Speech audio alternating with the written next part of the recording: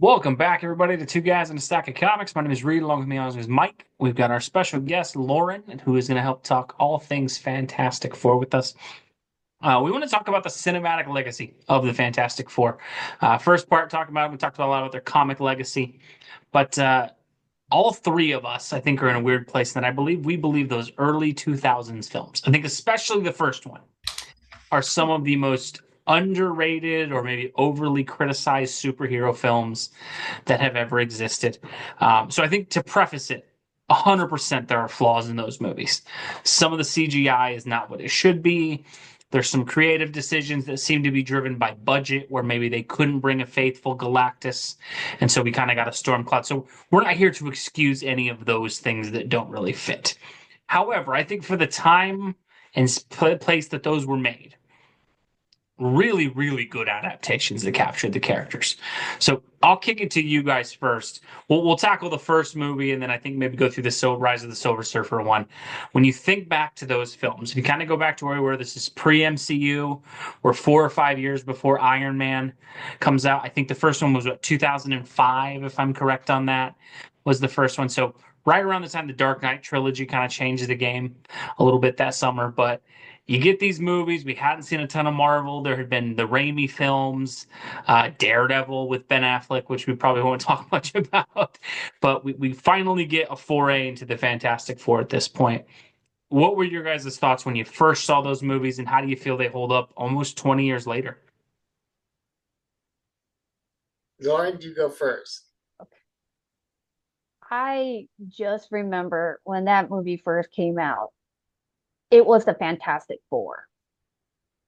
It was them. I was finally seeing them on screen. I mean, yes, the uh, some of the CGI was not perfect. Absolutely not. I mean, especially given around this time we already had like the spectacular Davy Jones in Pirates of the Caribbean It's the 2. Caribbean. Yeah, Pirates of the Caribbean, the second one. That is still, people still compare modern CGI to that. So tough break, but it is very hard to put a stretchy man on screen. There's going to be no perfect CGI that's going to make that look uncanny valley, not uncanny valley. Mhm. But I just remember, I mean, outside of, I thought they made Johnny a little bit more promiscuous than he was in the comics. I always felt that his affections were, though fleeting at times, were still sincere, you know. Mhm. But other than that, I had like no real criticisms of it. The guy who played Ben, his name escapes me right now. Michael Chiklis. Loved, Yeah. yes, he loved him. He loved Ben, and it showed. He loved the character. Ian Bruford. I couldn't picture a more perfect looking Mr. Fantastic at that time. You know, and Sue was Sue was amazing. She was so popular at that time period. My gosh, I'm blanking on her Jessica name too right Alba. now. Yeah. Thank you, Jessica Alba.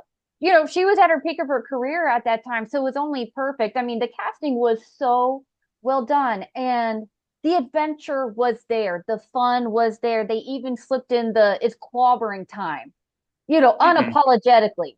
You can have qualms about the Doc Doom in that one. I thought he was great.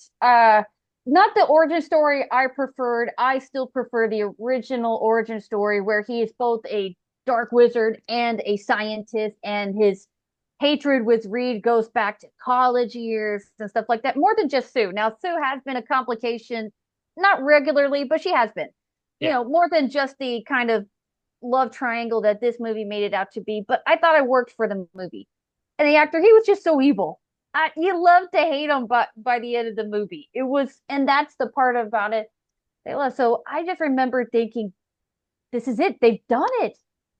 It's not the '90s failed attempt. That Rock And Corman one. Yeah. yes, but I just remember thinking they've done it.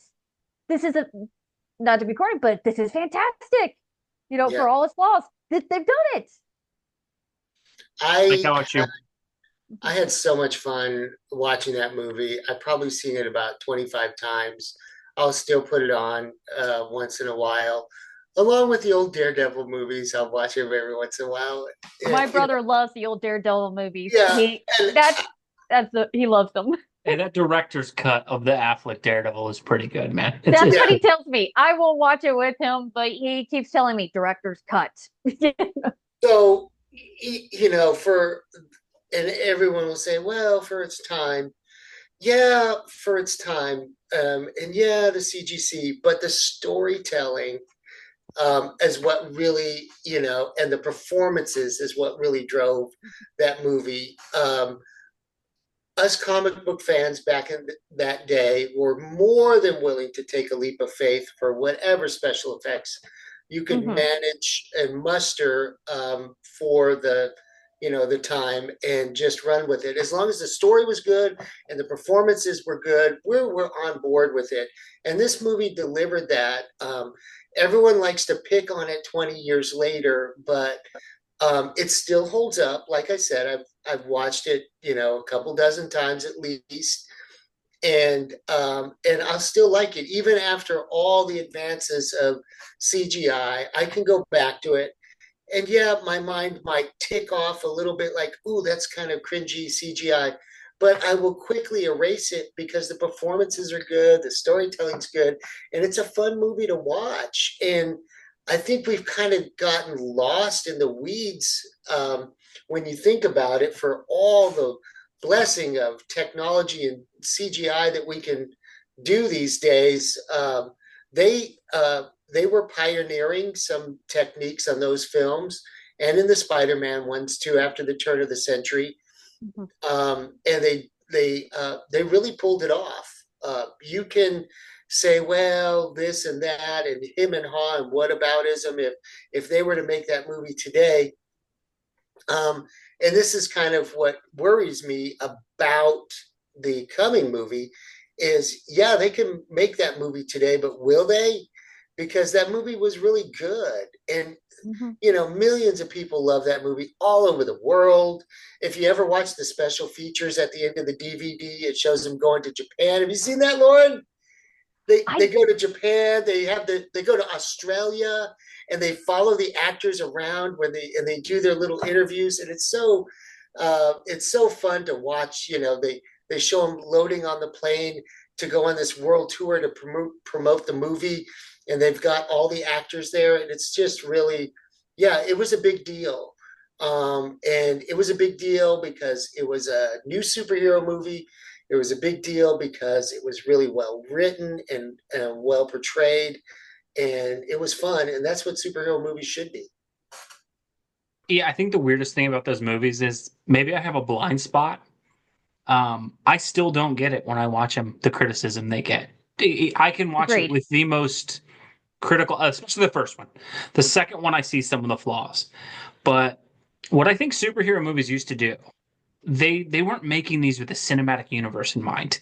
I think when Agreed. they first made these movies, it was like, this may be the only shot that we ever get to put the Fantastic Four on screen. And where I always give them credit, I think when you compare it to Christopher Reeve's Superman, Keaton Batman, even Tobey Maguire Spider Man, those movies, while great, change a ton about the characters. Batman is really only Batman in name only in the Keaton films. Superman, we love Reeves' performance, but it's not really Superman if you really go back and watch that movie. There's quite a bit missing.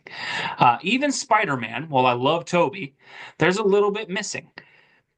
Ewan Grufford, Michael Chiklis, Jessica Alba, and Chris Evans, which is crazy how well he plays Captain America and Johnny Storm.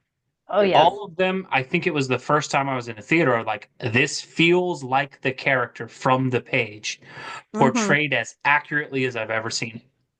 And Yeah. that Ewan Grufford, there's people who go like, oh, Ewan Grufford didn't have the greatest chemistry with Jessica Alba. That's kind of Reed and Sue's relationship. It She is. loves him for his brain, and he's a little bit older and a little distant, but she so admires the intelligence of that man that, yes, there isn't the huge sexual chemistry between the two, but that's not really the thing that drives that relationship. Mhm. The Invisible Woman, a lot of people give it crap because Jessica Alba and they upped the sex appeal of it. And yes, that's there more than the comics. However, in the comics, every freaking able-bodied villain man chases Sue Storm in those early appearances to where Namor's like, I'm going to kidnap you and take you to my underwater Dude, kingdom. I Like, know she had a love triangle with Namor of all people, the Submariner. She could have been the queen of, the Atlantis. underwater kingdom, Yeah, and she came close to it several times. She had the hots for him, you know. yeah. yeah, So it's interesting when they critique those. I'm like, that kind of Evans is, as Lauren said, they amped up a bit of the promiscuity of Johnny a bit, but the devil may care attitude, the fun, escapism, he did that perfectly. And to me, the Yes. MVP of the movie is Chickless. I think one of the reasons yeah. it works so well, and this is where I have worries about the new movie. Yes, the caked on makeup and all that has its moments that doesn't look great. But the human performance that you see in the thing, especially the blue eyes, especially the ever loving blue eyed thing, and how much that's a thing in the comics, Chickless brought so much to that that you just the dynamics when they get the powers and Johnny's playing pranks on Ben, you're like, I feel like I'm seeing a comic book brought to light. And some of them didn't land the best way, but it felt like a slice of life kind of thing where it's like, I feel like I'm seeing these characters. I That Yeah. think that where that Go scene ahead, where Lauren. Go ahead. he tickles him with that feather, and then he has to Yeah. increase the pressure because the thing can't feel it, and then he slaps himself. That was great. That was absolutely comic book perfection right It- there on it screen. was. And people may downplay that in a superhero movie, but I still cherish that moment. And then you That was could tell great. the actors were having so much fun in that moment. You could just tell. That's, Johnny! and that's just something that doesn't come across in these gritty, dark superhero movies that we have now. It's like, And what's funny is that the critique people come with a lot is the CGI. yeah, And so here's the issue I have when people complain about the CGI. One, have you seen what a Marvel movie looks like lately? Because we're doing $300 million. Show me MODOK from Ant-Man and the Wasp, Quantumania, and then show me Yoan Grufford. I think I know which one I think looks better. yeah. The Oh, other God. part is some of it, guys, is CGI. It's not going to look right because, all the times that I've seen a man stretch his arm and make it 80 foot long, like these are things that don't happen. Of course, it looks a little bit animated. And so, some of the critiques I just don't get. I think the main one I can get is Doctor Doom. But here's where I do give it a little bit of grace. I think in a lot of ways they're combining Namor and Doctor Doom into a singular villain. And in all honesty, again, we're more critical on some of these in that, like, the Joker killing Bruce Wayne's parents should be a huge deal of why we don't like Batman 89.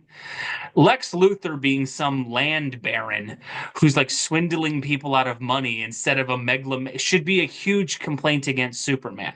And yet we kind of let that go. This one, for some reason, they really, where I will always give, I think his name's Julian McMahon, who played Doctor Doom, the vanity that he plays the character. I'm like, that is Yes. Doom. And I thought he Yeah. captured that really, really well in these. It's just weird in that, like, I have probably seen these movies 50 times each. I still can't see it. Like, when people talk about these being awful, I don't see it. The I'm a second fan of the movie, second one as well. I think the second one went the, over. the second one, I think, is a bit worse. However, I here's what agreed. I will say. I probably like the Silver Surfer more than I like any character of the Fantastic Four individually if I had to like rank them. Right? Not that I don't like the Fantastic Four. The Silver Surfer we got in that movie, honestly, the CGI for him holds up so Great. well.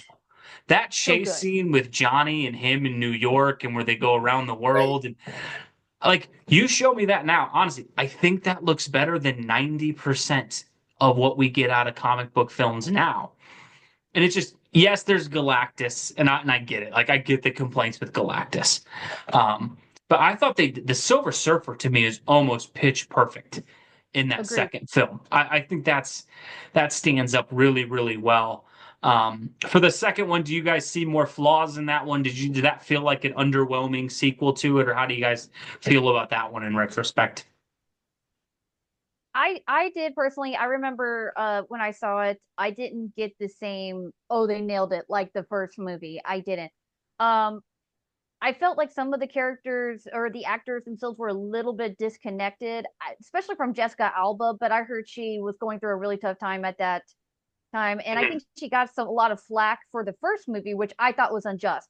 So I felt like she was very disconnected in some uh not so much as the others, but I saw it more on her side. but I still thought she gave a very good performance. There was just some differences. I think my biggest complaint was I was very disappointed with how Galactus turned out. I wanted Yeah. the big wild man, which is what I'm hoping the new movie will give us, and they seem to promise they're going to give us, but we'll see. You know, Mhm. him turning into a cloud, I was very disappointed. But did I love the Silver Surfer we got? Yes, very much yes. And Lawrence I Fishburne's voice on that yes, character, dang near perfect. Like, I yes. think if Morgan Freeman had been available, he might have been slightly better. But Lawrence Fishburne, he did so good in that. I think the other thing, and this is where I kind of miss superhero films from that day and age, um, the flaws of Johnny Storm are perfectly shown in that movie. But I love the sacrificial part at the end where Johnny's the one who saves the day. Like I thought that was the other part I liked about those films so much is I felt like there's character journeys. And to me, that's what's missing out of a lot of modern superhero films is outside of Spider-Man anymore, it kind of feels like they're afraid to show the characters having flaws. And I love like Johnny screws up so much in that second movie. I love and yeah, they do the super scroll, and I can get people wouldn't love how they kind of adapted that with him getting all the powers at once, sort of thing. But I thought the character journeys that they go on in those films are really cool. And Johnny, to me, that second film did such a good job of showing this character who actually probably has the most heart of any of them is the one who seems the most reckless. I just that always stood out to me. I missed the superhero storytelling that we used to get and stuff like that, where they would take some swings like that. Um, I don't know. I think on both. I would say the first movie is probably an A in my opinion. The second movie is probably like a B plus or a B. But there's just so many good character moments. I think cool part in the second movie, I love when the general is disrespecting Reed Richards and then Reed finally has his moment where he stands up and tells him to shut up and everything. Like that just felt so perfectly comic book. I miss that type of superhero film. That's what when I go back and rewatch these, I'm like, man, these used to just have some really good character moments, and I feel like we don't get that as much now. And I would encourage folks to kind of go back to some of those movies if you haven't seen them in a while, like on a Sunday afternoon, and just put them in and just watch them for the fun that they were at the Yes. time. And that fun was preserved on film, and you can watch it anytime. And it's a great show. You can watch it with your kids, and it's fun, and kids will get it, you know. And and a lot of parents probably will because the new movie's about to come out, so they'll probably go and revisit some of those. And I don't know, Lauren, what do you think? I'm hoping for the best on the new one. What do you think? Yeah, I guess we can jump to the new one. Yeah. Lauren, will kick as Mike had kicked off with you. Where are you at on this upcoming film? I'm still very torn. You know, a few years ago, I probably would have been like, I'm all in. MCU has not disappointed me. MCU has disappointed. Yeah, the um, last 5 years have been rough out of the they MCU. have been rough. Had this movie come out 5 years ago, I'd be just like jumping in my seat, excited for this movie and saying this should have come much sooner, but here it is. Yay. You know, um, now the trailer hasn't disappointed me. I love the absolutely 60s aesthetic they've embraced and that they are embracing the 1960s. This is I've read articles, it's confirmed it's an alternative universe. You know, it is one of the other worlds. So this isn't our mainline MCU. Maybe it will merge depending on what happens thanks to Loki and some other storylines. We Um know Doctor Doom is coming, yeah, yeah, for sure. Doctor Doom is coming in. TVA, TVA I strike. love the aesthetic. When I watched the trailer and I watched it again before we talked, I see a lot of the comic books. I see Jack Kirby. I see them in the style of the cars they fly. I'm like, really, I really want the bathtub flying ship that they had. I called it the bathtub as a kid. I know it was just their Fantastic car, saucer thing. yeah. Their fantastic car. I called it the flying bathtub as a kid. I want to see like at least it in the corner, some kind of callback. Um, it looks aesthetically pleasing and promising, and that is giving me some hope. But at the same time, the last 5 years have still made me cautious. But am I going to show up probably in a brand new Human Torch t-shirt that I'm going to find online, you know, eager and hoping. Yes. How I will come out of the movie theater is a completely different story. We'll see. Yeah, I think the weirdest thing for this movie, we use a lot of sports analogies on this channel, so I'm going to use one here. Right. The trailer looks great. It reminds me of when the Bears are leading the Packers late in the fourth quarter. There is no part of me as a fan that goes, "We've got this." I'm like, Yeah. when's it going to go wrong? When are we going to throw an interception? When are we going to fumble? When's the kick return for a touchdown happening?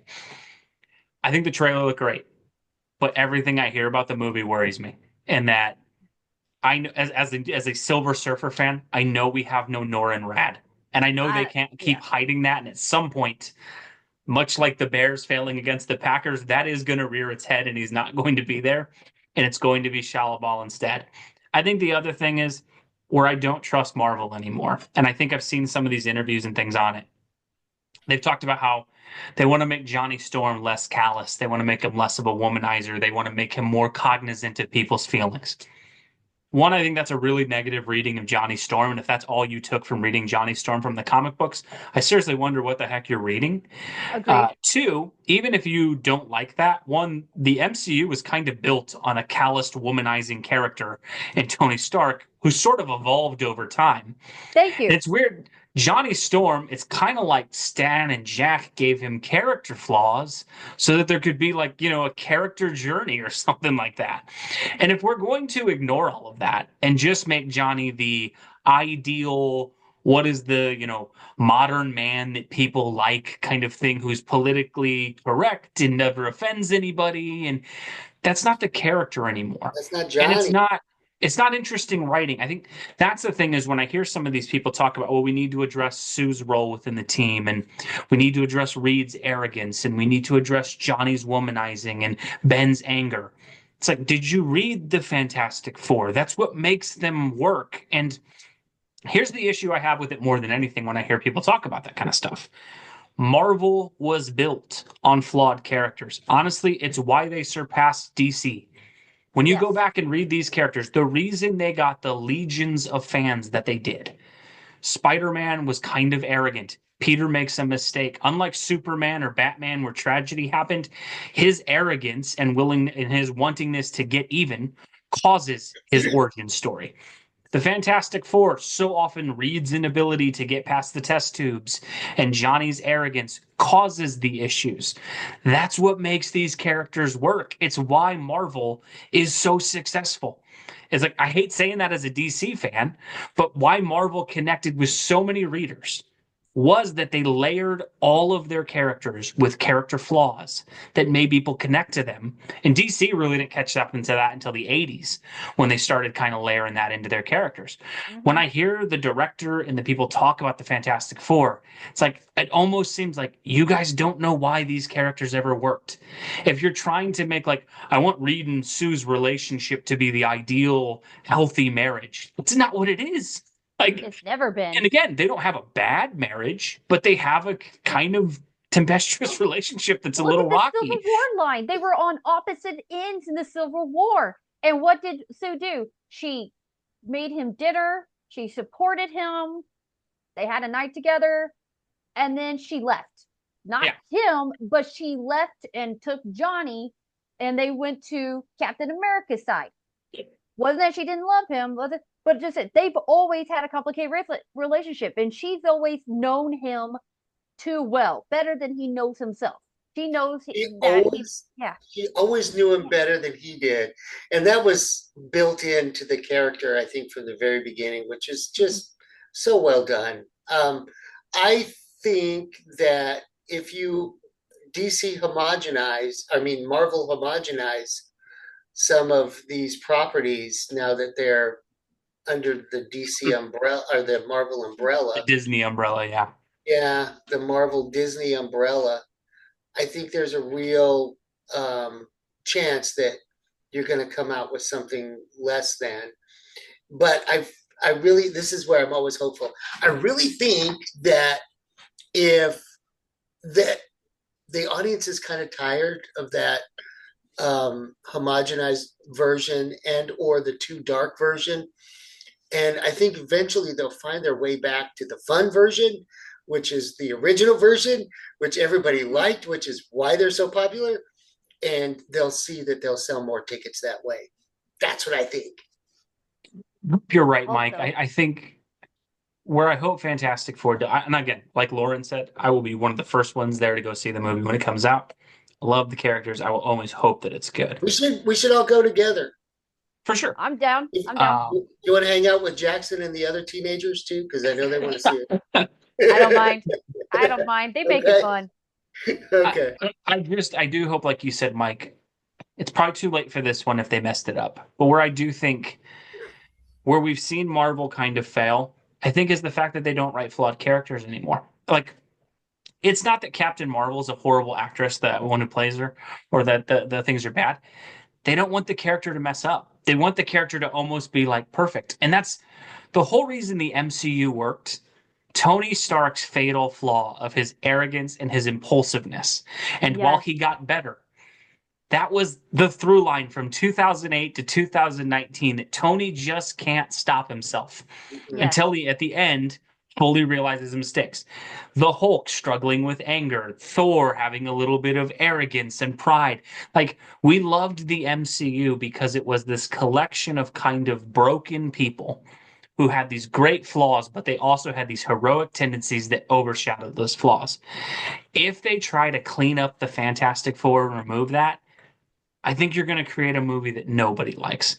And the Because- thing that's so beautiful about the Fantastic Four is you have all these different elements where Reed is more introspective. So you can have, and maybe more careful as the way he approaches things, whereas Johnny just goes out and does it. And, the Thing has a temper. And, I think that all of those elements are kind of built in. And if you try and, blur the line there, it's just going to come out kind of mushy. Well, the character I'd say I have the most worry for is Sue Storm. And that Oh yeah. the weirdest thing with Sue, and this is where I don't like a lot of modern writers, the desire for Sue, and I don't like cursing, but I'll kind of just say how it is. They want her to be a badass character. And the problem is Sue is a very cool and powerful character. Yeah. But she excels as the motherly figure of this team, who actually, because of that, is the most important of all of them in that she's the one that can pull Reed out of the test tubes. She's the one that can get Johnny to focus. When Ben goes all morose and depressing, she's the one that can bring him back. Yeah. She may not be the tactical leader in the sense that Reed typically is, but she is absolutely the one who will pull all of them apart and gets the best out of them. And in so many ways, that makes her the most important character.